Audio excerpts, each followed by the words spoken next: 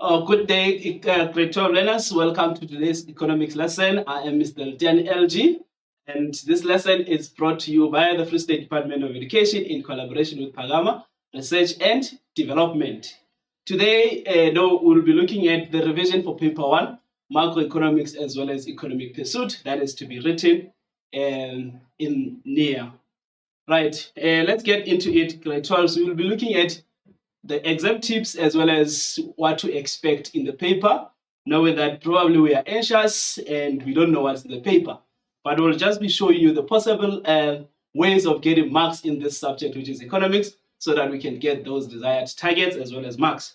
And remember that the paper consists of macroeconomics as well as economic pursuit, of which the duration of the paper is 2 hours, and it's 150 marks, of which we expect you to get 150 out of 150 where possible. And we know that you've been practicing from 2021 papers up until now 2024, May, June. Why are we saying that? It's because they are aligned with the examination guideline as amended to 2021. Okay, then this one will keep you with the ability to accurately interpret the action verbs and requirements of the questions there. And also we are saying this will assist you to achieve a comprehensive responses and secure full marks and ensure that your answers are presented in complete sentences, grade 12. So we always say that. Be up to date with the current affairs. Here's one of the typical examples that you could be expecting. Noticing that in South Africa, we've been experiencing the issue of water shedding as well as the issue of load shedding, although it has improved in recent months. But you can remember that if it was last year or 2020 when this paper was set, such issues were still burning issues or current affairs. One of the examples is, who is the current Minister of Electricity in South Africa? Now, those are 1-mark questions of which we expect you to be able to answer those. And we know that is Dr. Khosientu Amokhopa. Okay. And then the checklist. This is what you need to know. Paper 1. Macroeconomics is topic 1, which is circular flow. And then we also have got topic 2, which is business cycles. Then furthermore, we have got topic 3, which is the role of the public sector. Topic 4, that is the foreign exchange market. So those topics, all of them fall under macroeconomics. Now, where will you get these questions from?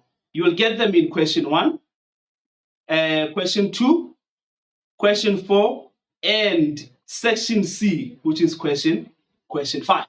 So that means you know that macroeconomics is question 1, multiple choice questions, match column, as well as economic concepts. Then you also find a full 40-mark question under macroeconomics only, of which these 4 topics will be assessed. Then also you find half of macroeconomics. That means 20 marks of macroeconomics in question 4. Noticing that question 4 is a mixture of both macroeconomics as well as economic pursuit, therefore.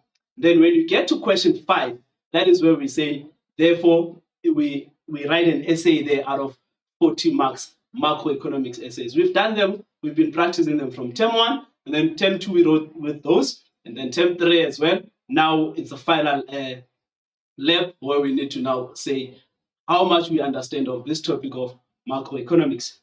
Then economic pursuit, it has got 3 topics there, of which the first one we look at economic systems, or our books recognize it as protectionism and free trade, export promotion, import substitution. Also, we look at the arguments in favor of protectionism, which is a possible essay. We look at arguments in favor of free trade, and also we look at the desirable mix as well as the evaluation of that particular paper, therefore. Then also we do what we call economic growth and development in South Africa, where we look at the demand side approach, the supply side approach, and then also we evaluate South Africa's approaches, the north-south divide, economic growth and development. Those are some of the things that we'll be looking at under growth and development. Knowing the policies from 1994 up until the current one. And you remember that we are still within the National Development Plan, of which it was Vision 2030, where we are saying by 2030, we need to aim to eradicate poverty and unemployment. So that one, it's not easy to evaluate it because we are still in process, we have not yet reached 2030. But the other previous policies, we can evaluate to say they have been successful or they have not been successful. Okay?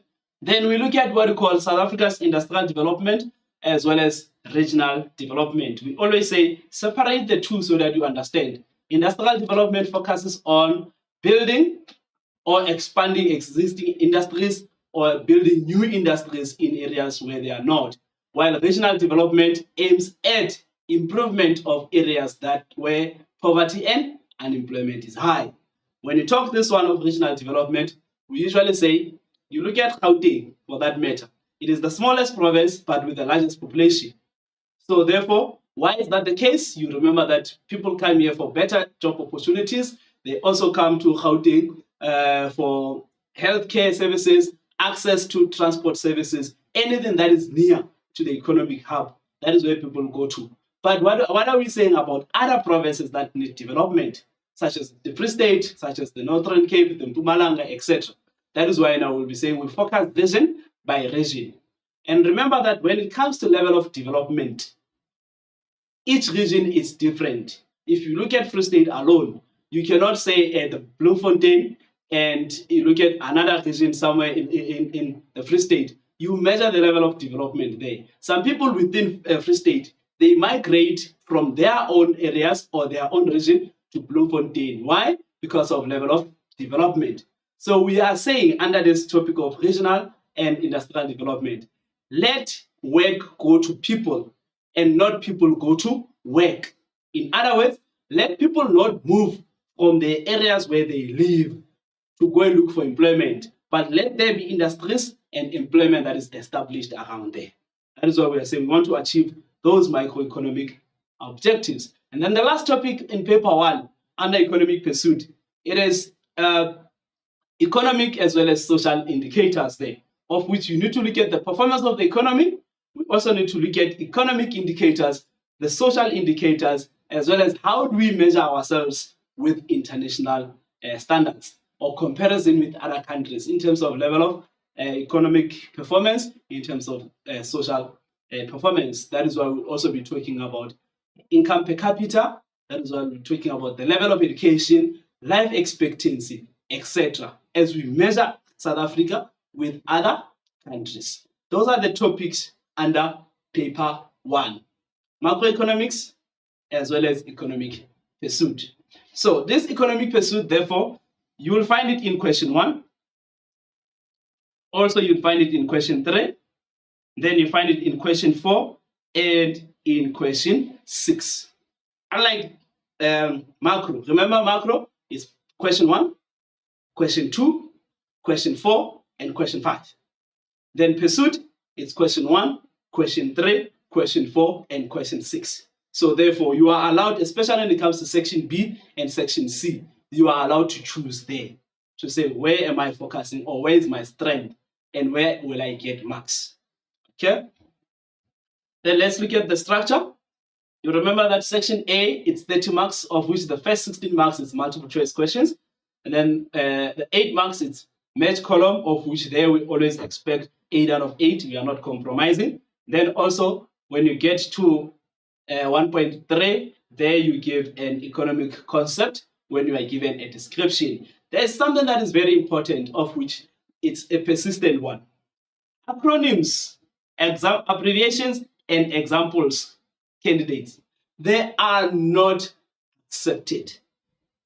So there, sometimes you know the concept, but you abbreviate it. You're going to lose marks. A 1 mark that was a difference between you and getting distinction. But just because you wrote it in abbreviation form, automatically you lose marks there. So be very careful when you are approaching these economic concepts. You will see how we're going to answer them as we practice, and also the possible errors that candidates do when they write their exam. Then section B, it is an 80-mark question, of which out of those, you choose any 2 of the 3 questions. Any combination, question 2 and question 3, question 2 and question 4, question 3 and question 4. So any combination, you are allowed to choose it. And please Do not write everything in section B. Choose the question so that you can also save time there. Then in section C, it is an essay question of 40 marks. There you answer only one question of the two that are provided, either question 5 or question 6. And then sometimes you see candidates that they choose the main part of question 5 and the additional part of question 6. That is not acceptable. If you choose question 5, you answer the whole 40 marks. It means introduction, main part, additional part, as well as the conclusion of the essay. It is required. You cannot mix the two essays. You cannot say that the body or the main part of question 5, it's easy, then you choose it. Then when you look at the additional part of question 6, it's easy, you can also get 10 marks. Then you write it under the additional part of question 5, thinking that you are going to get marks. You're not going to get marks. Choose one question, the whole question for 40 marks. If you go for question 5, go for it. If you go for question 6, go for it. You cannot mix. Okay. Now, again, we look at now the possible errors that we do as the candidates, of which we are saying that most of the candidates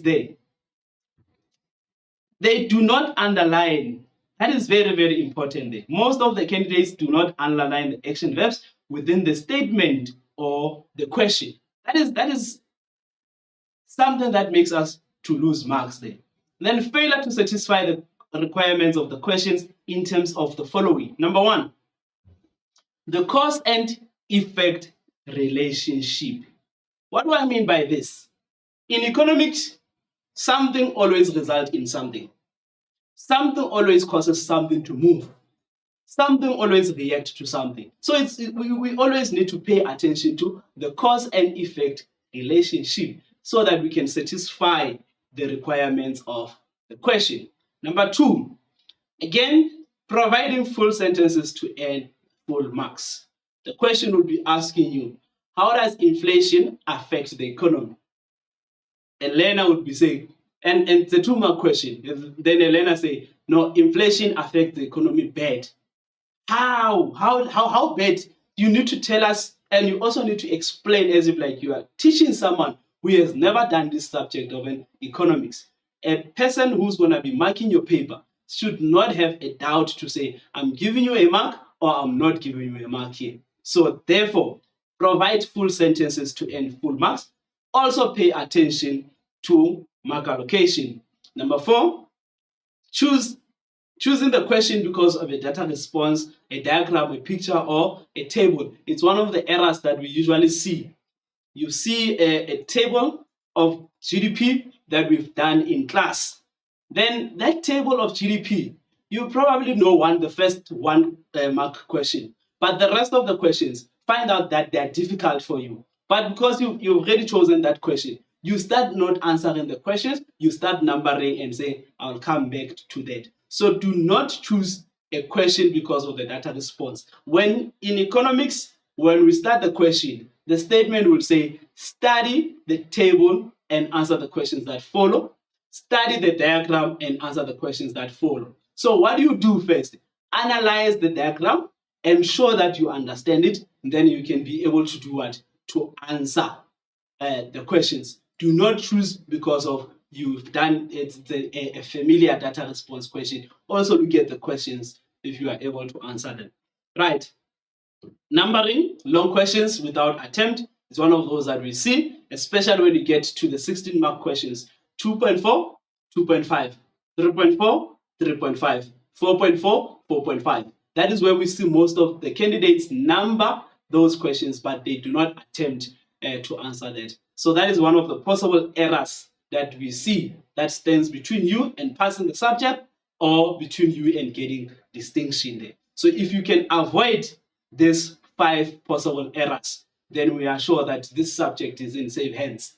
So that's what we are asking for, candidates. Cause and effect relationship, I'm going to practice those. Answer in full sentences, convince a marker that the answer is correct. Pay attention to the mark allocation, choose the question, not because of that familiar data response, but because you understand the questions themselves. And then also in the long questions, please do not just number those long questions, but attempt to answer those long questions. Then we've done that to say in 2.4, 3.4, as well as 4.4. Those are the middle order questions of which we ask you to discuss, to differentiate, to explain, or to distinguish. See that we ask you, differentiate between exogenous factors and endogenous factors of business cycles, or we ask you to differentiate between appreciation and depreciation of the rand. So therefore, in that manner, 4 marks will be for depreciation, 4 marks will be for appreciation, or 4 marks will be for the Keynesian approach, and then the 4 marks will be for the monetarist approach. Therefore, in a question that is a middle order that asks you to distinguish or to differentiate, you can use a table form, or you can write 4 marks of the first one, 4 marks of the second one, of which we're going to be doing it as well. Then number 7, there we are saying 2.5, 3.5, as well as 4.5. These are what we call higher order action verbs, where the question will be saying, evaluate. We look at the effect of something. We look at the impact, how successful or what are the successes of something. And then there you will think of positives or negatives. It has been successful and also it has not been successful. Those are the things that we look at in this question of 2.5, 3.5, as well as 4.5. I know other learners, most of the learners will say, yo, those questions are difficult. But you'll notice that as we practice, that those questions are not difficult. Actually, they want you to apply the subject. They want us to have a knowledge of the subject, not just to speak theoretically about it. But the last questions are application-based questions. It's the same as the additional part of an essay. It's an application-based question. That is why we call them to say there are higher order or high action verbs that we want there. Okay. Then under macroeconomics, it says the first one that we look at there, we said those are the roles of markets in the circular flow. Remember that you need to mention about 5 of those, if not 7. You start with the product market or the factor market, then you go to the product market, you go to the foreign exchange market, the financial market, that is divided into 2, which is the money market as well as the capital market. You will also be required to discuss in detail the new economic paradigm under the supply and demand side as well as supply side policies to smooth out business cycles or also to influence the economy. There you'll be looking at, under demand side approach, you'll be looking at the fiscal policy as well as the monetary policy, of which you are looking at unemployment as well as inflation. The 2 graphs that you see there, it is the graph of aggregate demand and aggregate supply in order to avoid inflation. Then also you've got the graph of Phillips curve. And then that graph of Phillips curve, it measures the relationship between unemployment and inflation. Then under supply side policies, we are looking at the reduction of costs, improvement or improving the efficiency of inputs, and then also we are talking about improving the efficiency of markets. Okay. Features underpinning forecasting, including the 4 indicators: leading indicator, lagging indicator, coincident, composite indicator. And then also you look at the 5 features. Number 1, the length, the extrapolation, the moving average, the amplitude, as well as the trend line. Those are the indicators that we are, or the features underpinning forecasting. Okay. Then here we are saying these questions that are highlighted in red are the most possible questions to be assessed, because in the previous years, that means from 2021 up until now, they have never been assessed. So we usually say these are part of the most possible questions to expect. Okay? And discuss in detail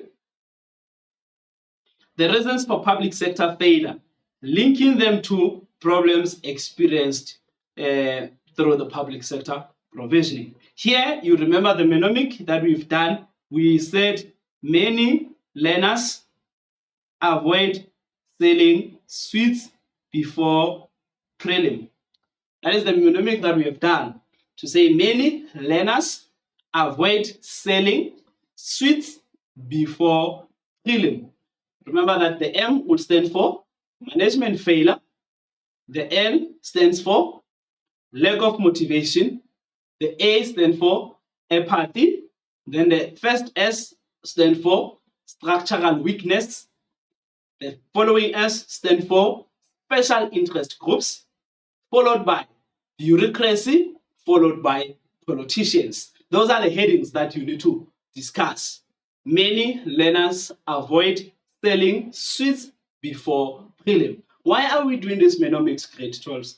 It's so that we may remember the headings, so that it's easy for us to get these marks. For just writing a heading in economics in an essay, if it's not provided, you will get a mark for that. And then underneath, already you are minusing to say, out of 26, I've got my 8 marks already. Then I need to work on the rest. Okay, so that's very, very important there. Then essay number 5, also we've highlighted in red to say that it's a very, very much a possible essay to be assessed as you write your paper 1. Discussed in detail, the first thing there, supply reasons for international trade. What we see is that learners, when they see discuss in detail international trade, one does not even read to say, does it require supply reasons or does it require demand reasons? As you see international trade, you start writing. Only towards the end, you realize that you've written the wrong essay instead of the one that was asked. So pay attention to the question, read the question in full before you can even answer that question. Then under this, remember we had said that the rich countries like to send, all right, chocolates. Rich countries like to send chocolates. What does the R stand for? Resources, the natural resources. And then the C stand for climate conditions or climatic conditions.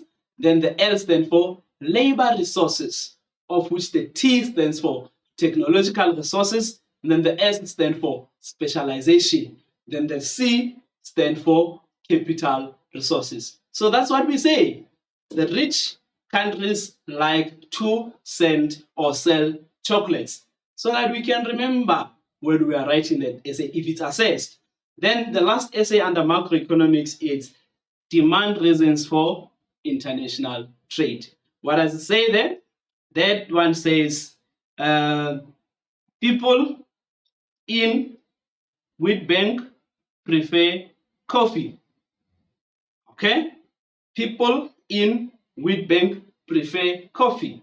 Those are the demand reasons. The first one is the population size. An increase in population size, whether through natural growth, that means the number of people that are born and the number of people that are dying.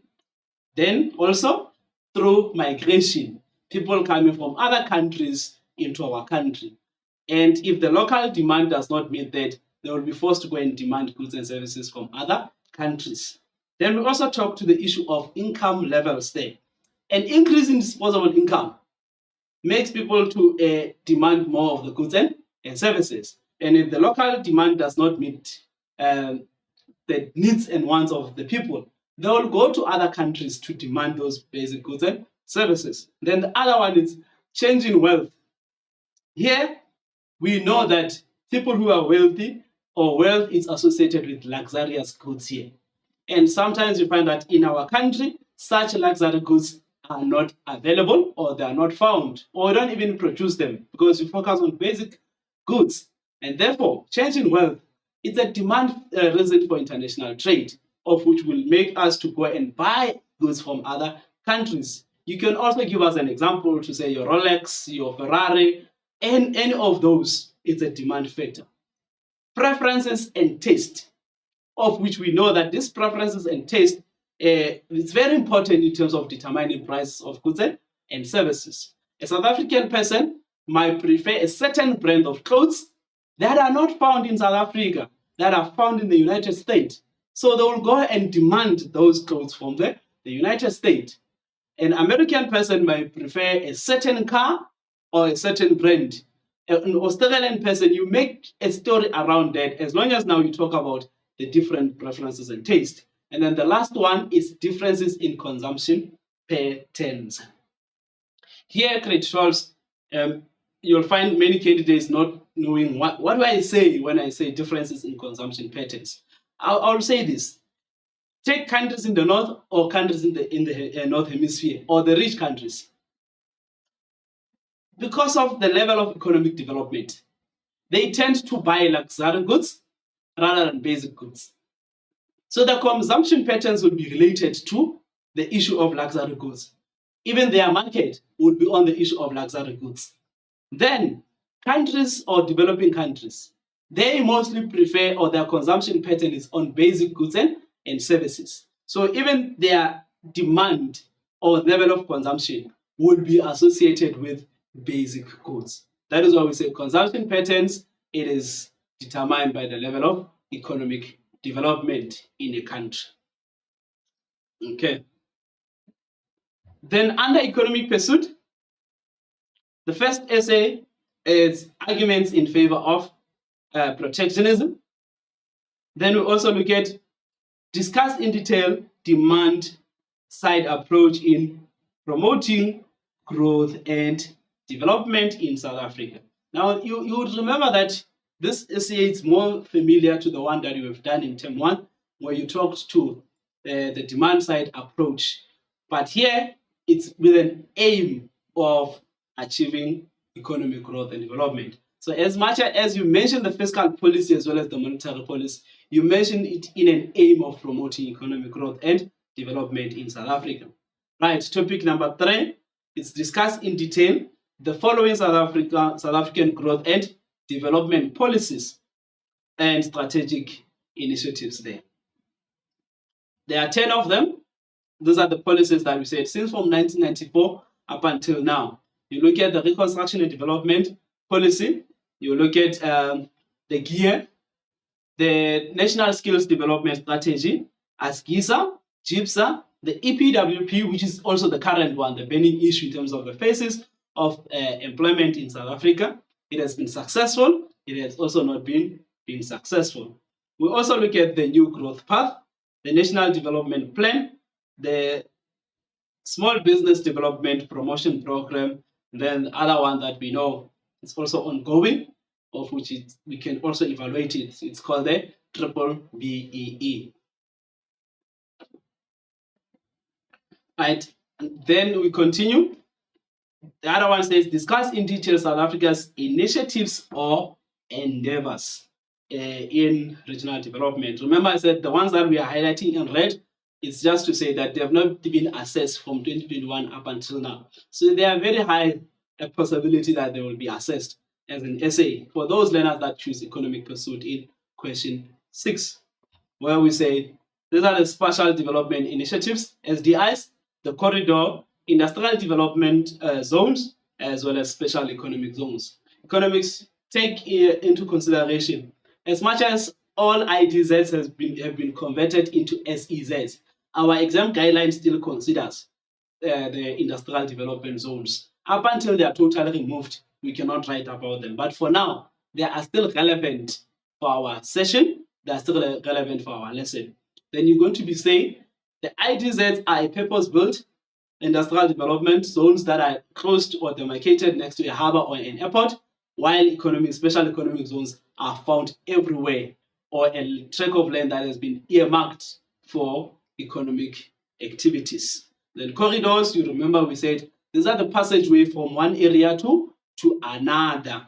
Then the special development initiatives, remember they are earmarked or policies that are there to improve infrastructure in areas where unemployment and poverty is high. Discuss the following economic indicators. Number 1, we look at the inflation rate indicators that are divided into 2. Number 1, you look at the PPI as well as the CPI. Hopefully you've got access to these possible essays by now, candidates. So it's just a reminder as to which ones fall where. Then the foreign trade indicators, there are 2 things that we look at there. The terms of trade, which is different from trade balance. And then we also look at the exchange rate there. In terms of trade, remember we look at the ratio of export prices and import prices as expressed in a percentage or by means of indices. That is terms of trade. Okay. Then discuss in detail the following economic indicators. We still continue number 3. EAP, unemployment rate, employment rate. Productivity indicators, there we look at the labor productivity as well as remuneration per worker. Number 5, interest rates. The key indicator there is the repo rate, but you also link it with the prime rate and other interest rates that we can mention. And then the last one here, it is the issue of money supply indicators, where we look at M1, which includes coins and notes. M2, it is coins and notes plus short-term deposits as well as loans. And then the last one, it is M1 plus M2 plus long-term deposits as well as loans or notes. And the social indicators, you may be asked to say discuss under the following headings. Now in question 6, be careful, because here that is where they liked to limit or say discuss this one for 6 marks, discuss this one for 6 marks. So you cannot choose here grade 12 learners to say I'm only going to know demographic indicators only, and I know that I'll get my 26 marks. It might be limited to 10 marks, it might be limited to 5 marks. So once you know, you choose this, or you must know this in full, all the indicators, all of them, without selecting or without spotting to say which one is which. Remember that under demographics, we look at the population growth as well as life expectancy, while nutrition, there are 2 indicators there. It is malnutrition, that means those who go hungry, especially the children, and then also we look at the issue of obesity in children. Health, we look at mortality rate as well as the under 5 mortality. That means children who die before the age of 5. And mortality rate, the number of children that die at birth. That is also a social indicator. Then spending on health. In South Africa, you remember that immediately after education, the second piece of the pie goes to health as an indicator there. Then we also look at the number of people that have got access to clean water in South Africa, the number of people that have got access to sanitation. If you remember when we talked to regional and industrial development, I also talked about Gauteng being the economic hub as to why people go to Gauteng. Such is because of the indicators, where people go there because of health, they go there because of they've got access to water, and they also got access to sanitation. While in other provinces, you still see that they fetch water where cows and other animals are drinking the water. So it's it's a social indicator that it's related or close to home. Education, we've mentioned this one to say, here we look at the percentage of public sector spending, how much is spent on education from the total budget that is prepared through the main budget and also through the medium-term expenditure framework, of which is the 3-year rolling plan, and also through the medium-term budget policy statement, the one that is also been done by the Minister of Finance, that they know Godongwana, on the last week of October or on the first week of November. So those are the 2 indicators that we are looking at there. Okay, right. Then we look at under social indicators. The services are one of those, which is the last one.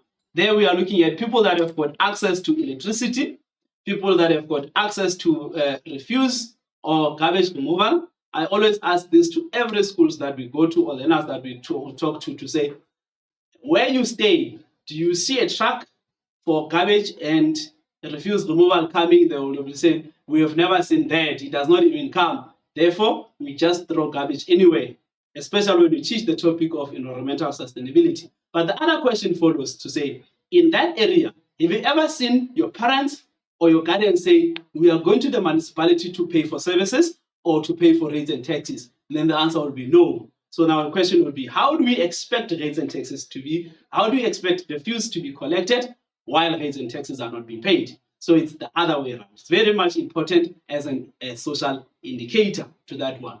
Then water supply.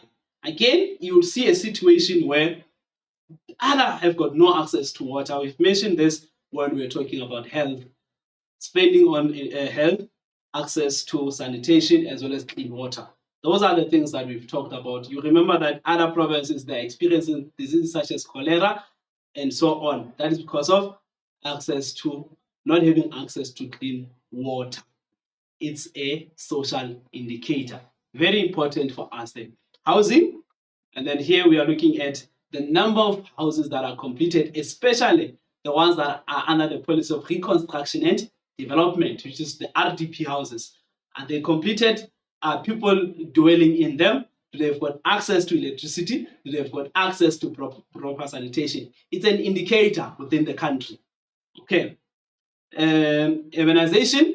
Here we look at the natural growth in population through, like I mentioned, the natural growth, the number of people that are born and the ones that are dying, migration, people moving from one place to another, as well as the smart cities or new towns that have been established in a form of urbanization. Remember that these new towns, when they're established, we want them to be fully capacitated with water, with electricity, with schools near them. So this is also a social indicator. We can relate to these grade 12s. All right. Okay, now we are here. This is where we are looking at. It is the question paper approach. How and what are we going to do, or what is expected of us to do? Okay, section A, it's a compulsory question. No learner or no candidate should leave the exam without answering section A. Okay, it says here, various options are provided as possible answers to the following questions. Choose the answer and write only the letter A to D next to the question number. So we will number 1.1.1. Then these are the possible mistakes that we do. Okay. Production by the citizens of the country, locally and abroad, it is called what product? There's one familiar term that I know there, that is the gross domestic product. But it's very important to read and underline the questions here. Let's be careful. There is something there. We are not just talking about production of goods and services in a country. It's very, very important. There's a key word there, citizens or permanent citizens of a country. So I know that most of the candidates, in their mind already, the answer is gross domestic product, which is B. It can be. The correct answer is the gross national product. The correct answer is A.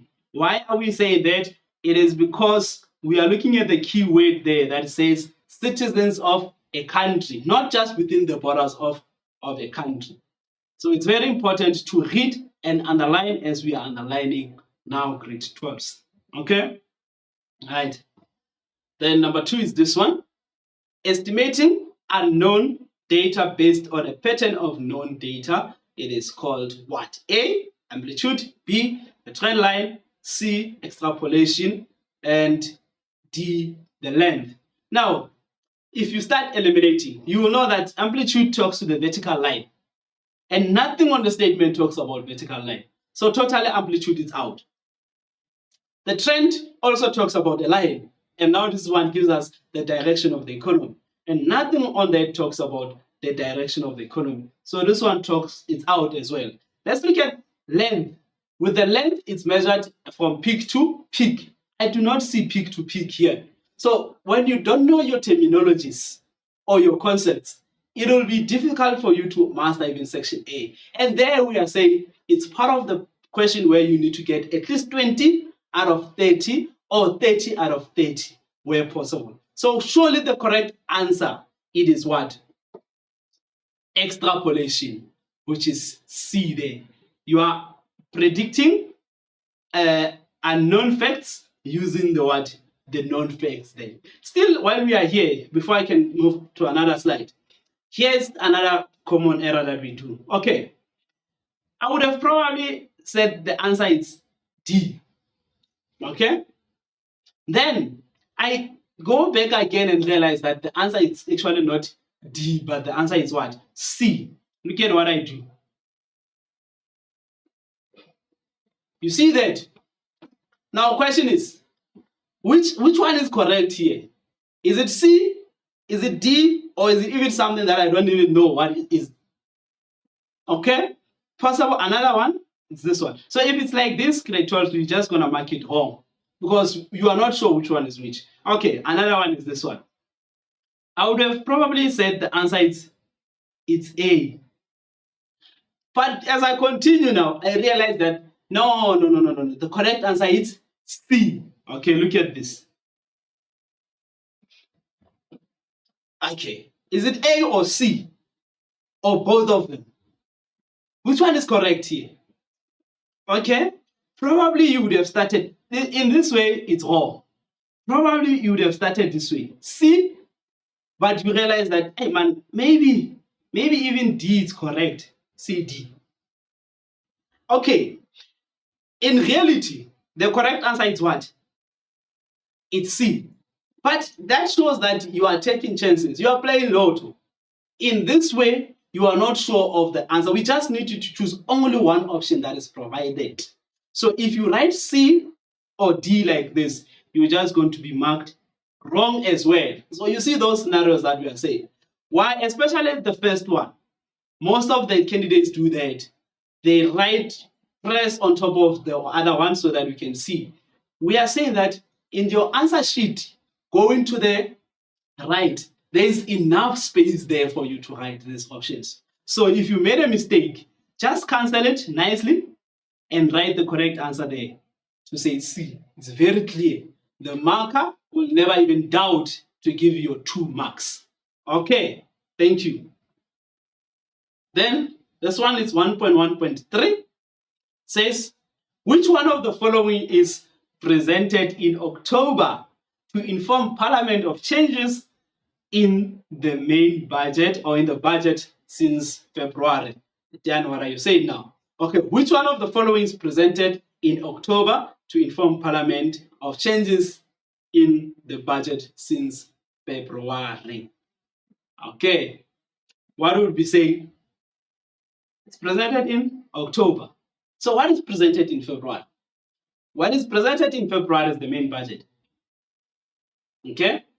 So that cannot be it because already this one must inform the changes from the main budget. Okay?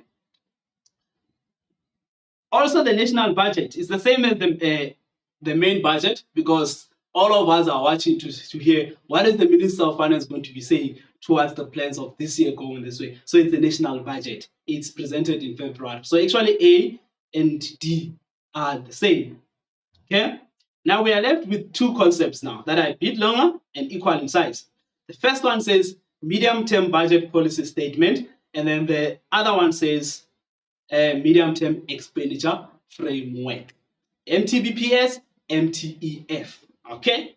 Now, one will be saying, this medium term, there is a keyword that I must find there. If the keyword is not there, it cannot be a medium term. So this medium term expenditure framework, the keyword is a 3-year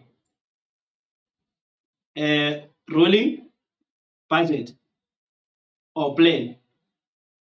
Now, if I go back to the question, I read the question 2 times, I underlined the verbs. I do not see a rolling budget or a rolling plan for a 3-year period. So definitely that tells me that also this medium-term expenditure framework cannot be correct. So therefore, the correct answer there is the medium-term budget policy statement here, grade 12s. I mentioned that this statement is presented in the last week of October or in the first week of November, where the Minister of Finance informs us of the changes that might have taken place since the main budget in February.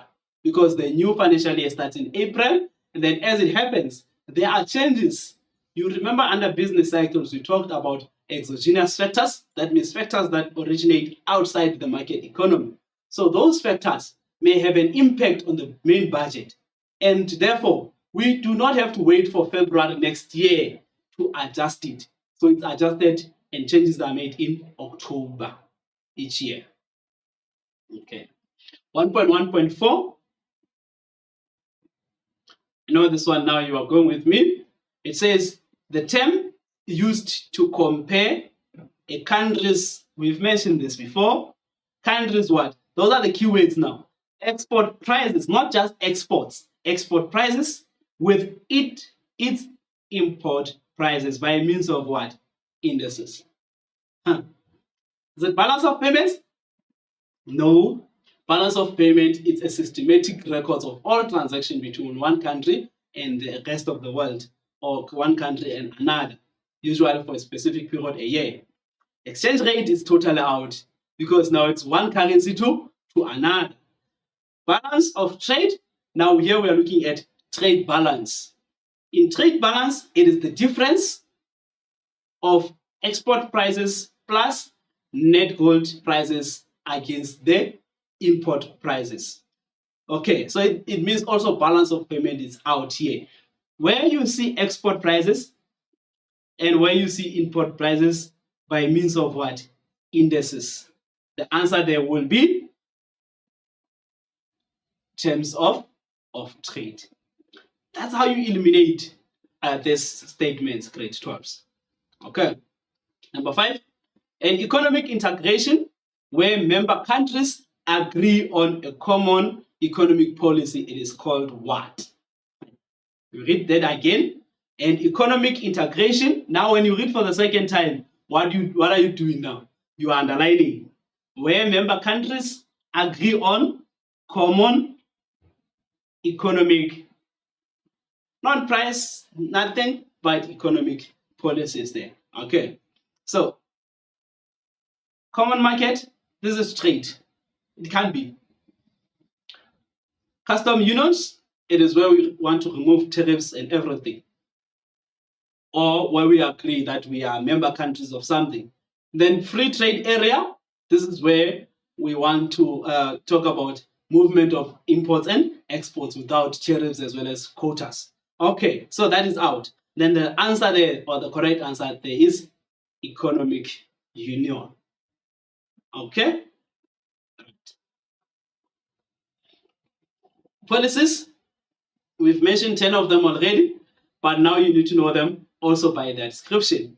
And I said to you, with the National Development Plan, grade 12, it's still a current one. It's Vision 2030. So therefore, we cannot say it has failed already. So which strategy failed in its objectives to halve poverty and unemployment by 2014? We cannot talk about the National Development Plan there. Then the target is to say halve poverty and unemployment. Means it was implemented around 2010. And what we are saying that if unemployment in 2010 was 50%, the expectation was this policy would have assisted the government that when we get to 2014, unemployment should have been 25%. That means you halve it. You put half unemployment as well as poverty there. Okay. So the correct answer there is as GISA, or Accelerated and Shared Growth Initiative for South Africa. 1.1.7, again, if you look at how big this statement is, if you fail or you miss one concept there you might not get 16 out of 16 here. All right. Here it says we look at the component of the Department of Economic Development that provides what? Finance to industrial development projects, as well as research or researching and leading new industries. It is called what? The program. So industrial policy action plan, it can be, because this one talks about the policy. Now we are left with 4 options there. Okay, this one is not there. We are left with 4 options there, of which when we look at this, the industrial development program cannot provide finance.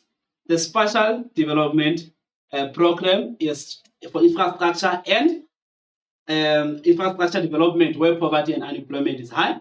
then it means the only final answer that we are left there with is the IDC, Industrial Development Corporation. Where do we get this, grade 12s? We get this in our economic concepts. We get this in our descriptive questions, so that it's easy for us when they come out as a multiple choice questions. We know what is expected of us.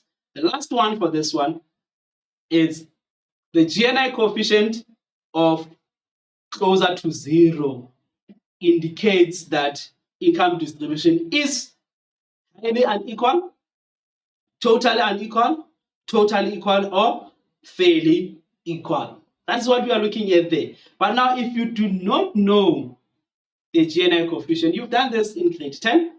We also did it in grade 11 when we're doing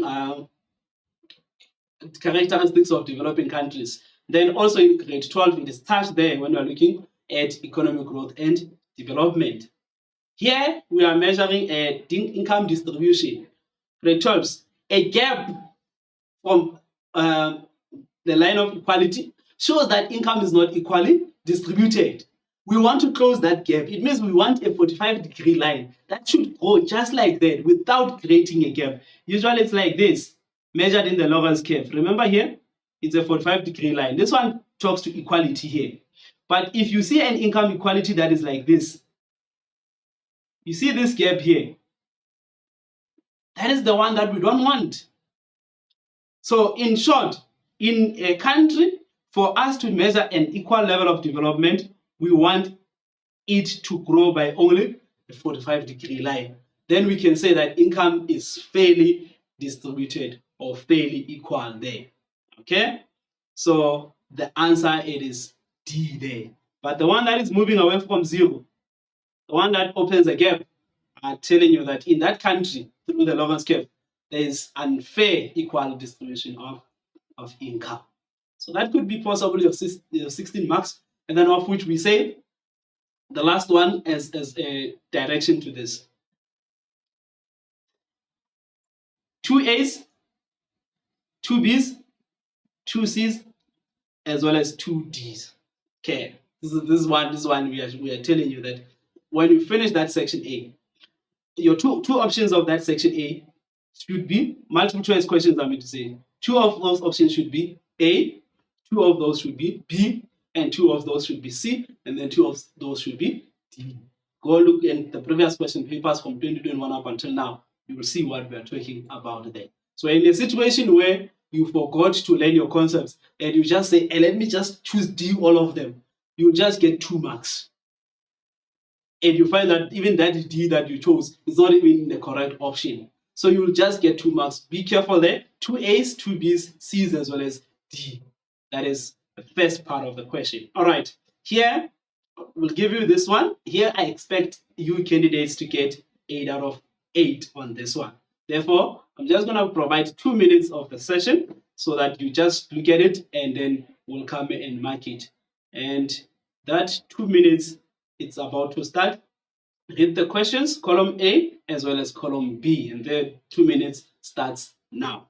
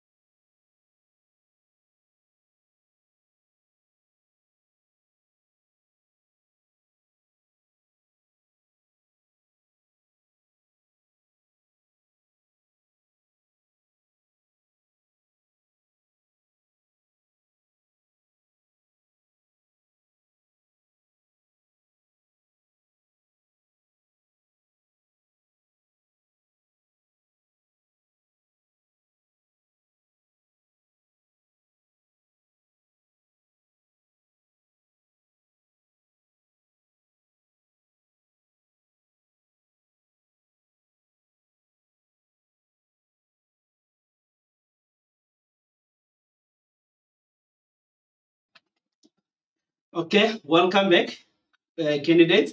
Right, we're gonna be looking at this. Now, here, I know that most of the candidates will be writing on the question paper where they're trying to match the column. And again, one of the possible errors that we find here, we are looking at the techniques grade 12. So one of the possible errors, the alphabets here, unlike in question 1.1, in 1.2, the alphabets cannot repeat themselves. The alphabets cannot repeat themselves. What am I saying there? 1.1.1, you write I. Then you realize that, when you still continue the session, no man, this is not 1.1. Then you write I at 1.1.5. One of those I is wrong. They cannot repeat themselves. So it means only one alphabet, A up until I. That's it. They cannot repeat themselves. So let's look at the multiplier effect. The correct answer that would be F, of which we say it is the extent to which the national income changes as a result of a small change in injections. Then 1.1.2, it is G there, where we are looking at obtained when the effects of irregular events and seasonal are removed from the time series of data. That is close one. But also, if you look at in some textbooks, this one talks to the definition of real business cycles. Portfolio investment will take A, where we're talking about buying and selling of equities or shares.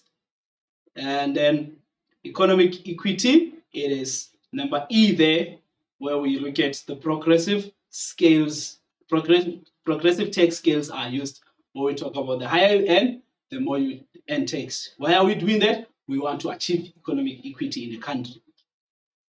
Okay, then number 1.2.5, we are talking to trade liberalization there. It's H, where we talk to the removal of various of official strategies to encourage development and growth of all part of the economy.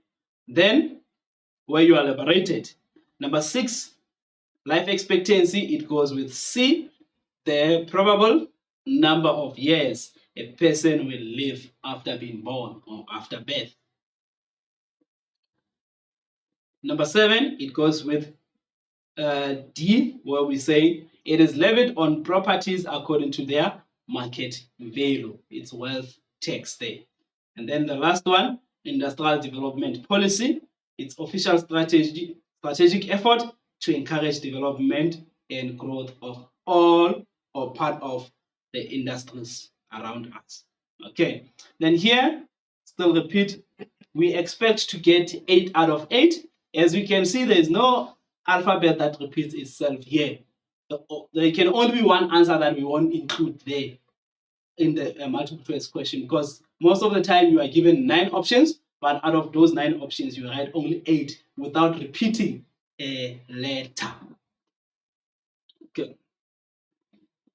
Then in section A, again, this economic concepts. Here we see learners that just number to say it's 1.1.3 up until 1.1.6, and then they just go straight to section B or section C, and then they never come back. When we say time up, they just submit without even attempting to read these concepts. Marks are given here, and some of those questions are very easy for us to answer.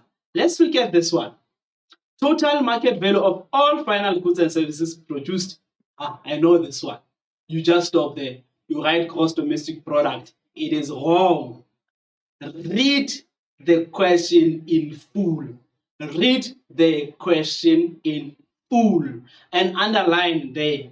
The total market value of all final goods and services produced by permanent residents of a country. With that other one in the multiple choice questions, we just said with citizens of a country. This one we are talking about the permanent residents of the country there. The answer there is what? Now you know, you'll say gross national product, because you've read the question and then you've read the statement, you understand what is required. Right, an increase in real GDP or an increase in the real gross domestic product. The answer there is economic growth. If you remember under the objectives, economic growth refers to the increase in the production of goods and services, which is measured in terms of real GDP. So that's the answer there. Here, set of accounts that shows a systematic record of trade and financial transactions between a country and the rest of the world. Those are the things that you underline there. The answer is balance of payments. Cannot be trade balance. Trade balance talks to the difference between exports and imports. In terms of trade, talks to the ratio between export prices and import prices. Okay, let's look at this one now. Economic pursuit. A tariff based on a fixed amount per unit, weight, or size that is levied on imported goods. A tariff based on a fixed amount per unit. Now you cannot write a tariff because already it's part of the statement. A fixed amount. It's not a limit here, but it's a fixed amount based on weight or size that is levied on imported goods. The answer there is specific or specific tariff.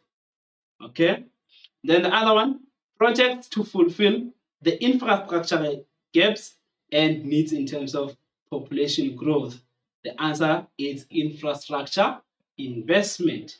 Then the last one, the social indicator that relates to the size of the country's what? Population. Yeah. Now you remember that we had about 7 social indicators. So which one talks to the population size, which one talks to gender, racial distribution? The answer there is demographics. If you are doing with us as we go, you would realize that you would get 6 out of 6 here. So that is therefore the total of section A, and then the answer there, total there should be 30. Okay. Then section B. Again, look at the first part. Here, you answer any 2 of the 3 questions in the answer book. All right. Candidate would be saying, they said I should answer any 2. Okay, I'll answer the first one. 2.1.1. I've answered number 1. Then they skip, they go to question 4. They say 4.1.1. Then they said, I'm done. Why? Because I've answered 2. That's what it's required. No, we are saying if you answer question 2, you answer the whole of question 2, then you answer the whole of question 3, or any combination there. But what we don't want you to do is to waste time by answering question 2, question 3, as well as question 4. If you do that, you're going to mark only the first 2, and then the other one, we're just going to cancel it. So here it says, name any 2 periods of a business cycle. We know that it is the contraction phase or the downswing. The opposite of that, it is the expansion phase or the upswing phase of the business cycle. Okay. You remember the possible errors that we're talking about that we said you are doing? Here's where we find it. Elena, just see. This word is familiar because I was reading an essay about markets in the secular flow. Oh, factor market. Hey, then they just answer. Now the question was said to you, what is the importance of the factor market on the circular flow? So those are the words that you need to be looking at. Okay, why do we need this factor market? That is what it is required of you here. What is the importance of this factor market in the circular flow, right? Then you will tell us that this is the market for factors of production that are combined to produce goods and services in the economy. Look at that sentence. It's a full sentence. It deserves full 2 marks there. You cannot say it is a market for factors of production. So what? Why is it important? You see what I said, that you look at the factor market and you say, I know this. Factors of production are traded in this market. But are you telling me the importance of the factor market? No. All right. The factor market provides a platform where households can sell the factors of production that they own. We know that they will get remuneration for that they will use to spend on goods and services or their needs. So it's full it does not require, I'm not doubting to say, what was this learner trying to say here? So full marks are going to be given here, as long as you pay attention to mark allocation and then you answer as per the requirements of the question. All right. Then we look at this, it's a possible data response question. Like I said, this circular flow diagram, we've been doing it from term 1 since we started grade 12. Then you will be saying, hey, I know this. Then I'm going to choose this question. But can you answer and can you get 10 marks out of this? All right. The first one says, identify the original consumption function on the graph. Then one of the learners will say, no, sir, but I remember the one that is with E0. It's the original one. That means it's the starting point there. But I would have studied this and said, oh, okay, the line up, it is the line of equality where E is equals to Y. And then on the x-axis, we are measuring the national income or the output. On the y-axis, we are measuring expenditure or injections. Now, I see a lot of numbers on the y-axis, but which numbers am I going to be looking at? Do not focus on the dotted lines, because just the dotted lines show the equilibrium point. Okay? Focus on the lines or the bold lines. You will be saying the first one, it touches at 10, and then the second one touches at 30. You see that? Those are the lines that we are focusing at there. All right? Then down here, where there's line of equilibrium, the first one, we get 20, and then the second one, it is 60. Okay. Then the next question says, give the marginal propensity to consume in the or from the graph above. Okay. So looking at the graph, we know our consumption function, and the original one we know it, that is E0.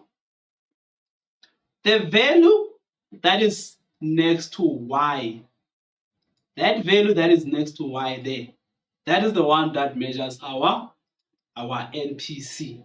So if we measure that, we will be saying E0 is equals to 10 plus 0.5 of Y. You write the whole formula or the whole function to get a mark. And then the MPC there, it is the value that is next to Y. In this instant, it is 0.5. That is another mark. Then in the concept of description, we'll be saying, briefly describe the concept induced consumption. It is different to the concept of autonomous consumption. So this one is a consumption that is dependent to the level of income. So therefore, if there's no income, we cannot have induced consumption. Unlike autonomous consumption, even when the level of income is 0, spending still take place. All right. Let's look at in possible of the answers that we've mentioned there. And okay. So induced consumption, we are saying it is a consumption that depends on the level of income. That's what we've mentioned there. So the opposite of that is autonomous. And then the autonomous, that one is independent from the level of income. You just change that word there. You get your 2 marks. All right. Then 2.2.4 says, how does an increase, again here, cause and effect relationship? 1, the cause, it is an increase in what? In the marginal rate of taxation, MRT. That's a cause. Effect, value of national income. So here is it, grade 12. In your answering to get full marks, marginal rate of taxation should be mentioned in the statement. Multiplier should be mentioned in the statement. You can't say an increase in marginal rate of taxation is good, or increase in the marginal rate of taxation is bad. But on what? That's an effect. On the value of the multiplier. Therefore, we'll be saying a decrease in the value of the multiplier is due to a decrease in the marginal propensity to consume. that is caused by what? Remember that an increase in tax causes the disposable income to decrease, and once the disposable income decreases, the marginal rate, the consumption or spending decreases as well, which will also have a negative impact on the multiply. Okay, the last question is familiar. They've given you a formula here to say use the formula. Do not use yours, the one that you know, but use the one that is provided, unless they would have said calculate the value of the multiply in the diagram above without saying use the formula. But if the formula is given to say use it, please, candidates, ensure that you use it. And at the point where they just said to you, calculate the value of the multiplier, show all calculations, start with the formula. Start with the formula. It could have a mark there. Okay, so in this case, we'll remember that it's the change in the national income over the change in expenditure, or E or J. Therefore, we go to the y-axis, no, x-axis I meant to say, then we find that the value of E1 is 60 minus the original one of 20. Below that, remember I said you don't focus on the dotted lines to get the expenditure. Then you realize that the first one, the new one is 30, while the original one is 10. So we're going to be saying 30 minus 10 there. Then K is equals to 40 divided by 20, and then the value of the multiplier is 2. Check something. If only the final answer is provided, only a maximum of 1 mark would be allocated there. So you would have lost 3 marks, because some of us, we just punch everything on the calculator and write the final answer, because we have been asked or requested to show what? To show calculations. So those are some of the possible errors. You solve everything in the calculator, you transfer the final answer in the answer book, then you find out that you have lost marks. Then out of that, we'll all be celebrating. I would be saying I got 2 as the answer. You would also be saying you've got 2 as the answer. But the question is, did we apply or follow the correct steps, or all of the steps? You find that I punched everything in the calculator, I wrote the formula, yes, punch everything in the calculator, transfer the final answer. That final answer will give me 1. But another learner would have done everything, substituted, and everything in the question in the answer book. In that way, that learner will get the full marks. So be careful with that, and let us practice the way we punch these calculators at grade 12s. Solve the top part first, get the answer, which is 40. Write it down. Solve the bottom part also, get the answer, which is 20. Write it down, then resubstitute again or resolve again. Then you get your final answer, because sometimes you punch everything in the calculator, it gives you an incorrect answer. We will be telling you after the exam to say we set 60 minus 40 divided by 30 minus 20. Then I'll be saying I got 2, you got 1,5. You start thinking to say, hey, I wonder what was going on. So all of us, let us be confident in the calculation and show all calculations. Okay, right. So again, here we look at data response questions. I want to show you the cause and effect relationship here. All right, let me show you the cause and effect relationship. Here we are. 2.3.4 says, why is it difficult for the government to correctly assess the needs of the citizens for public goods? Here is it. Assessing of needs, the cost, effect, it's on the what? The citizens for public goods. Those are the 2 things. We are not just talking about assessing of needs, but also so that it can be provided to the citizens of a country. So why is that difficult? When you answer, make sure that you fulfill the requirements there. Then another one, how can public sector failure, that's a cost, effect on the South African citizens? How can public sector failure affect the South African citizens? We are not just saying talk to public sector alone, or we are not just saying talk to the citizens alone. Okay? the country will experience problems such as economic growth and high unemployment. The social instabilities can happen as a result of government failure to provide services. There can be poor implementation of the progressive taxation that can result in growth in an unequal income redistribution. Those are some of the effects that we are looking at there. Underline the cause and effect relationship. You can answer this grade 12s. Okay. Then 2.4. Here we are saying discuss. I have underlined this, but in the exam we do not underline anything. It will be just saying discuss the exogenous or monetarist explanation of a business cycle. It's a middle order question. This is one of the questions that we are saying it's the first 8-mark questions for question 2. Now, if you don't know what are we talking about here, it means that 8 marks are gone. Same applies to the next one, which is 2.5. All right. So when we talk about this one, it says here, they believe that markets are inherently or naturally stable. Now I remember this. If markets are stable, okay, expansions as well as contraction in economic activities is due to factors originating outside the market system. Oh, all right.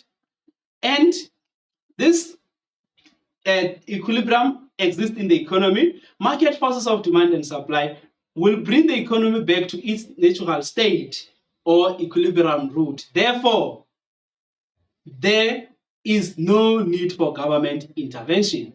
Government interference are not part of the normal forces operating in the market. Before we say, there are 2 schools of thoughts there. Just as a reminder, this side, I'll be saying, okay, don't know if we remember this. Okay, it's Mko and Kai. Mko and Kai. These are the 2 schools of thoughts under business cycle. What does this mean? The M stands for the monetarist approach. Okay, and then the K stands for Keynesian. All right, Keynesian approach. What does the X stand for? It means those factors originate outside, or they are called what? Exogenous. And they originate outside the market economy. Okay, that is why we are saying it's Mto, that side. This side is Kai or Ki. It is the Keynesian. These are the endogenous factors, and they originate inside the market economy. There is our Kai there. Okay, so this is how you make this mnemonics to remember that, oh, monetarist is Mko, and then Keynesian it's Kai. Monetarist approach is also known as exogenous approach of factors. They believe that factors or shock in the economy originate outside the market economy, and the forces of demand and supply will self-regulate because markets are inherently stable.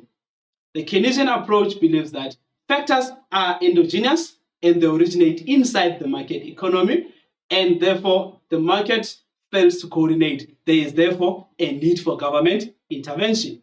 If you go to Mko again, what are those exogenous factors? Natural disasters. Okay. Technology.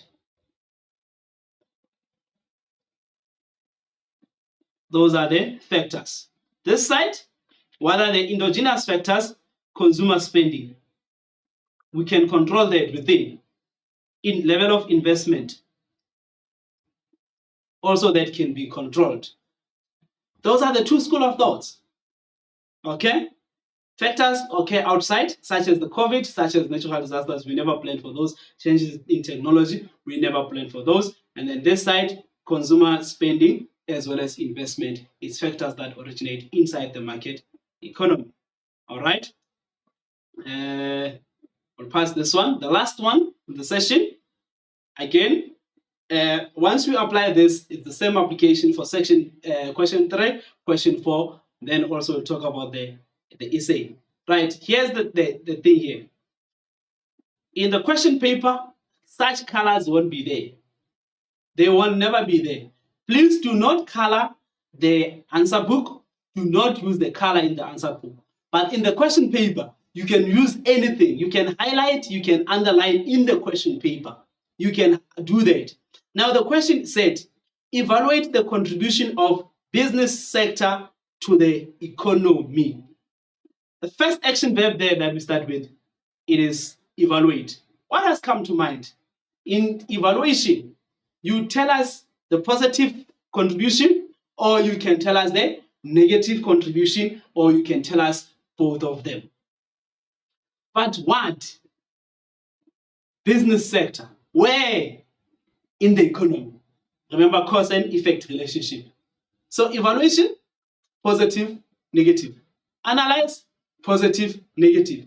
Success, successful or not successful. This one is opinion based. So do not just number this, but attempt in answering these questions, the grade 12s. So we would be saying the business sector contributes positively in the economy. You choose a side by producing goods and services that satisfy human needs and wants. Okay. Also, they help by employing different factors of production from which households therefore earn what? Income. Contributing to government income by paying their relevant taxes. They also assist in any foreign exchange when exporting goods to other countries. So these are opinion-based questions, but relevant to the content. You can get by here only. These ones that we've mentioned already, they give you 8 marks. We've not talked to the negative part of the business sector, nothing at all. Only these ones, of which production of goods and services, human satisfaction, factors of production, households and income, contribution to the government through taxation, foreign exchange through exporting. Done. Done. Contribute to economic development by inventing new products that improve the lives of what? Of consumers. It's just addition to that, but you would have done your 4 points already. Let's look at the negative part of the contribution now. Okay. Charging prices that are too high because they are profit driven. Therefore, by limiting what? Consumption. Producing products that are inferior quality, therefore not fulfilling or satisfying the specific needs or wants of people. That's another negative part. Because of profit motive, they might produce inferior quality goods. Not informing consumers about the effects of the long-term consumption of certain products. We know that some of those are addictive. Very few of those that they mentioned that they're addictive, but we also look at the other long-term effects. The other one we can say, using highly scientific terms that we don't even understand as consumers when listing those ingredients on their product. Therefore, by making it difficult for consumers. That is the negative contribution of the business sector. That is what we have done. You underline, you check the word evaluate, then you start choosing a side. There's nothing that therefore limits you here, grade 12s, to combine all the two together, the negatives as well as the positives. So I hope now we understand our section B. Then in section C, therefore, we'll be looking at the main part, the introduction, of which you must write it. The main part, if headings are not provided, provide those headings, they give you 8 marks. Then the additional part, it's also an opinion-based question. Please go there and answer that. Apply your economics concepts. The conclusion, it can be positive, it can be negative, as long as it's a recommendation or it is a higher order. Therefore, we are also saying when we end that if you prepare well so that you can be well equipped. Get that confidence, grade 12 previous question papers, the lessons as well as the videos, go there and just try to check those. Then I'm telling you that you'll be ready for your exams. And then we end here for our session. We are saying thank you for tuning in this lesson. Then we'll see you next time. And